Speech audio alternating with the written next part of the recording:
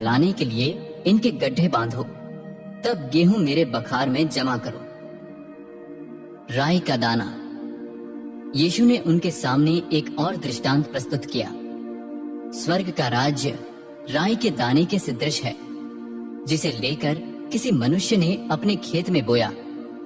राई का बीज तो सब चीजों से छोटा होता है, परंतु बढ़कर सब पौधों से बड़ा हो जाता है और ऐसा पेड़ बनता है कि आकाश के पक्षी आकर उसकी डालियों में बसेरा करते हैं।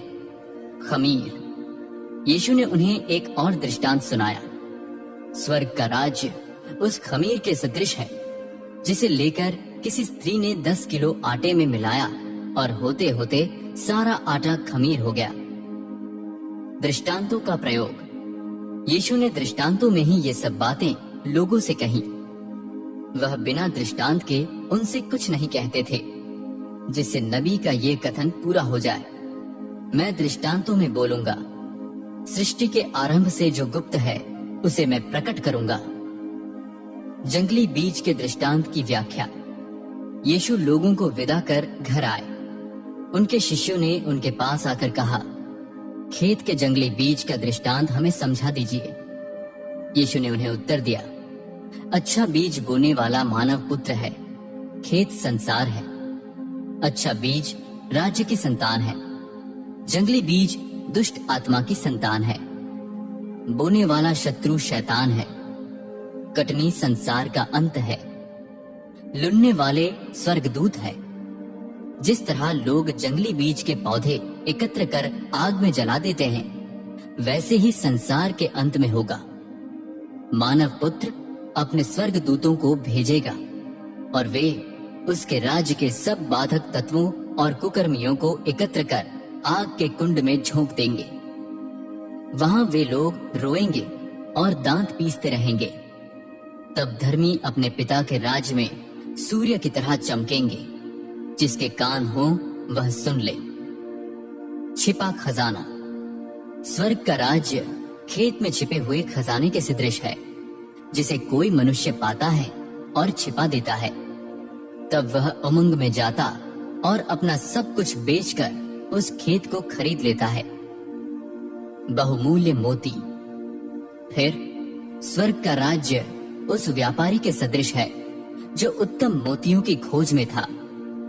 जब उसे एक बहुमूल्य मोती मिला, तब उसने जाकर अपना सब कुछ बेच दिया और उस मोती को मोल ले लिया। जाल का दृष्टांत। फिर स्वर्ग का राज्य समुद्र में डाले हुए उस जाल के सदृश है, जो हर तरह की मछलियां बटोर लाता है। जाल के भर जाने पर मछुए उसे किनारे खींच लेते हैं। तब वे बैठकर अच्छी मछलियां चुन चुन कर टोकरियों में जमा करते हैं और खराब मछलियां फेंक देते हैं। संसार के अंत में ऐसा ही होगा। स्वर्गदूत आकर धर्मियों में से दुष्टों को अलग करेंगे और उन्हें आग के कुंड में झोंक देंगे। वहां वे लोग रोएंगे और दांत पीसते रहेंगे। पुरानी और नई शिक्षा।